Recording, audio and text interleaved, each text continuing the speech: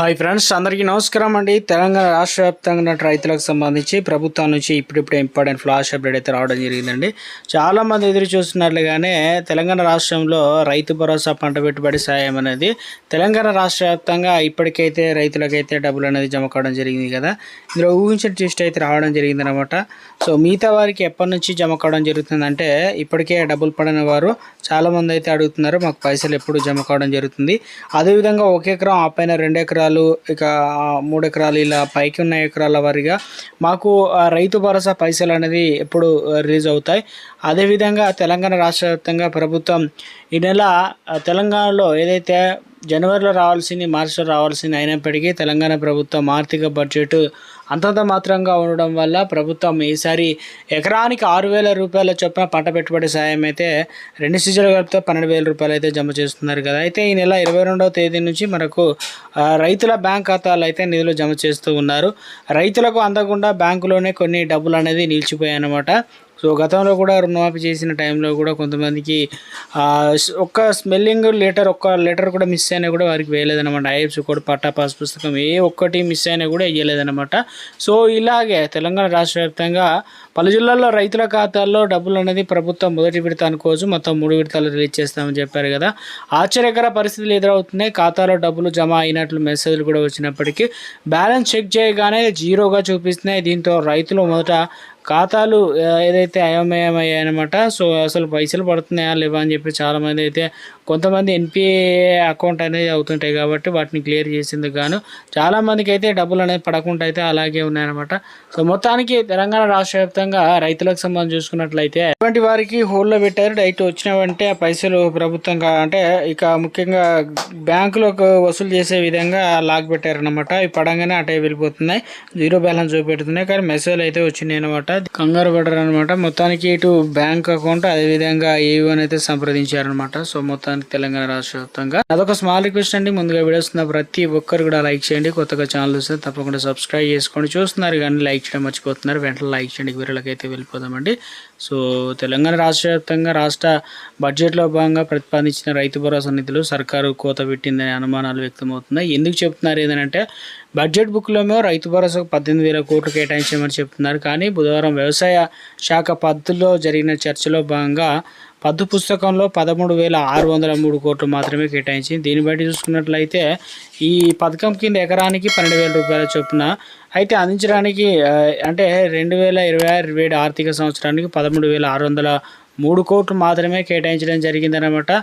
ఇక ఇందుకు సంబంధించి చూసుకున్నట్లయితే ఒకవేళ పుస్తకంలో ఒకలా వ్యవసాయ పద్దు పుస్తకాల మరొకలా రైతు భరోసా నిధులు పేర్కొనడంపై అనుమానాలు వ్యక్తమవుతున్నాయి. ఇప్పటికే బడ్జెట్లో అంత అంకెల గారడిగా లెక్కలు కనిపిస్తున్నాయని చెబుతున్నారు. సో మొత్తం మీద తెలంగాణ రాష్ట్ర వ్యాప్తంగా దీంతో ప్రధానమైన సమస్య పద్దును పరిగణలోకి తీసుకుంటే రైతు భరోసా అనేది 13,603 కోట్లు కేటాయించడం సరిపోవు. అదేవిధంగా ప్రభుత్వం చెప్పిన దానికి 4,397 కోట్లు కోత పెట్టడం అంటే అంత పైసలను తక్కువ చూపెట్టినారనమాట. ఇంతమందికి రాదనే విధంగా కూడా చర్చ నడుస్తుంది.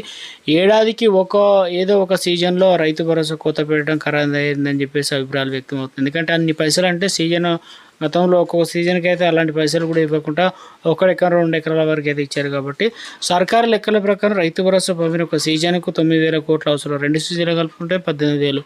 కానీ ప్రభుత్వం 4,397 కోట్లు అనేది తక్కువ చూపించడం వల్ల 2 సీజన్లో సగం మందికి మాత్రమే రైతు భరోసా వచ్చే అవకాశం అయితే ఉందన్నమాట. ఇప్పటికే కాంగ్రెస్ సర్కారు ఒక సీజన్ రైతు భరోసా పూర్తిగా ఎగ్గొట్టగా మరో సీజన్ సగమే పంపిణీ చేసింది. ఇక ఈ సీజన్లో ప్రస్తుతం రైతులందరికీ 1 ఎకరం పంపిణీ అయితే చేయడం జరిగిందనమాట.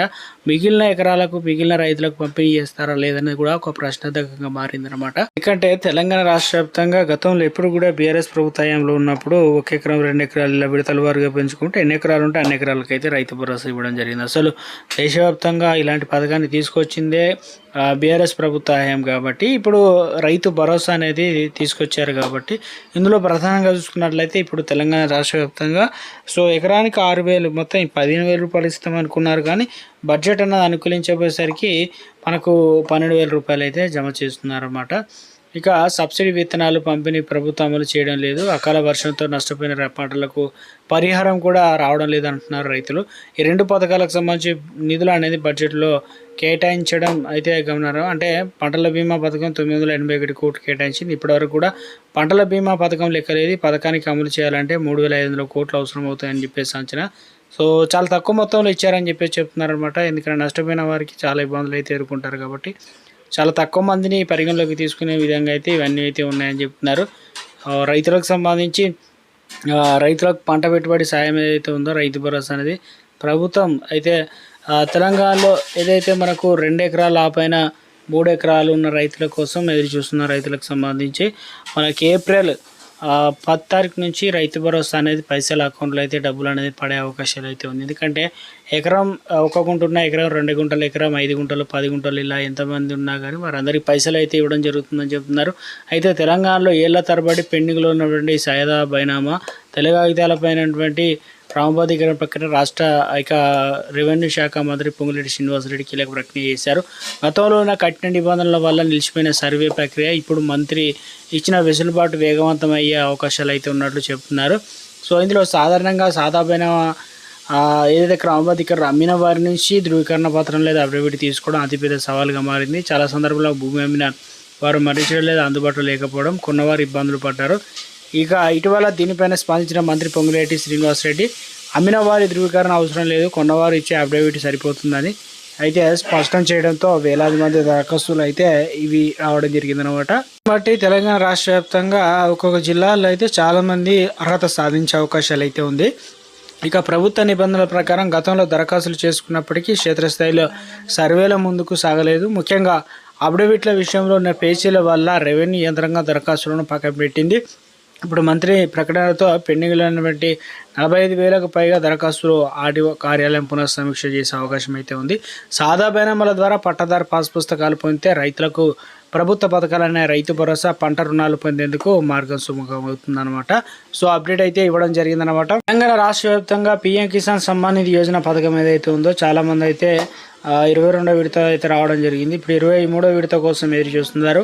అయితే వీరు తప్పనిసరిగా 22వ విడత వచ్చిన వారు కూడా చాలామందికి ఏదైతే ఇక ఈకేవైసీ కంప్లీట్ చేసుకోలేదు, ఫార్మర్ అంటే నూతనంగా ఫార్మర్ రిజిస్ట్రేషన్ ఐడి కూడా కంప్లీట్ చేసుకోవాలన్నమాట. అదేవిధంగా చాలామంది ఏదైతే రైతు భరోసా కొత్త వారికి కూడా అవకాశం అయితే కల్పించడం జరిగిందనమాట.